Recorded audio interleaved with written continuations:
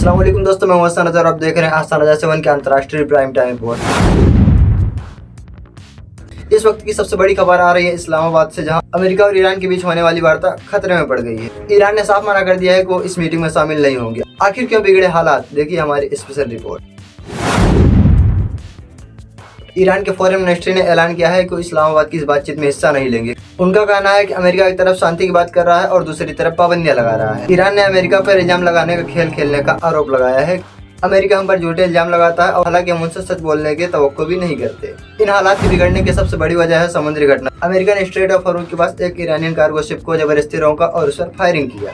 Iran ने इस हरकत को डाकूगिरी कहा है। चाइना ने भी इस पर चिंता जताई है और अमेरिका के इस कदम को गलत बताया है। इधर लेबनान से एक बुरी खबर आ रही है। साउथ लेबनान में इजरायली सेना ने एक येलो लाइन खींच दिया है, यानी कि पीली लकीर खींच दिया है। इसका मतलब यह है कि सीज फायर के बावजूद भी लगभग 55 गाँव के लोगों को उनके घरों में नहीं जाने दिया जा रहा। कई पुराने इलाकों को इजरायल ने बुरी तरह से तबाह कर दिया है।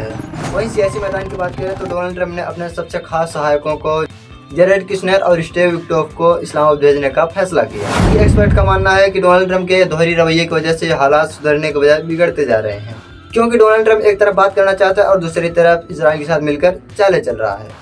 वहीं दूसरी खबर आ रही है मेरे दोस्तों नेपाल से, जहां नेपाल के पास यूरेनियम का भंडार है। हालांकि ये बहुत पहले से, लेकिन खबर अभी सामने आई। नेपाल का ये यूरेनियम खतरनाक तो नहीं है, उसका इस्तेमाल बिजली बनाने में और भी कई चीजों बनाने में किया जा सकता है, लेकिन मसला है कि नेपाल के पास उतने पैसे नहीं है कि वो उसका इस्तेमाल कर सके। हालांकि बालन शाह से जो पहले सरकारें आई, उन्होंने भी अमेरिका, चाइना और कई देशों को यूरेनियम देने से मना किया और उनकी मदद लेने से इनकार किया। लेकिन नेपाल की अब जो सरकार आई है बालन शाह, ये बात कहा जा रहा है कि नेपाल अरबों रुपए का भंडार अमेरिका को देने को तैयार हो गया है। हिमालय में स्थित यूरेनियम का एक बड़ा भंडार अमेरिका को सौंपने की तैयारी की जा रही है। इस बात की चर्चा और बढ़ गई है जब अमेरिका के विदेश मंत्री समीर पाल कपूर नेपाल का दौरा कर रहे हैं, जबकि इससे पहले ऐसा कभी नहीं हुआ कि अमेरिका कोई मंत्री आया और इसे दौरा किया और सीधा चला गया।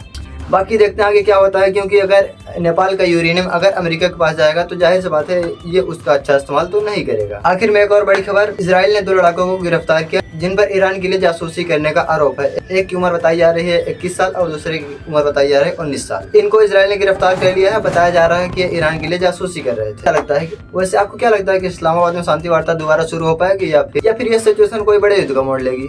देखते हैं आगे क्या होता है। आज के लिए इतना ही। मैं हूं हसन नजर, आप देख रहे थे आस्था नजर 7 के अंतर्राष्ट्रीय प्राइम टाइम रिपोर्ट। मिलते हैं आपको नेक्स्ट अपडेट के साथ, तब तक के लिए जय हिंद।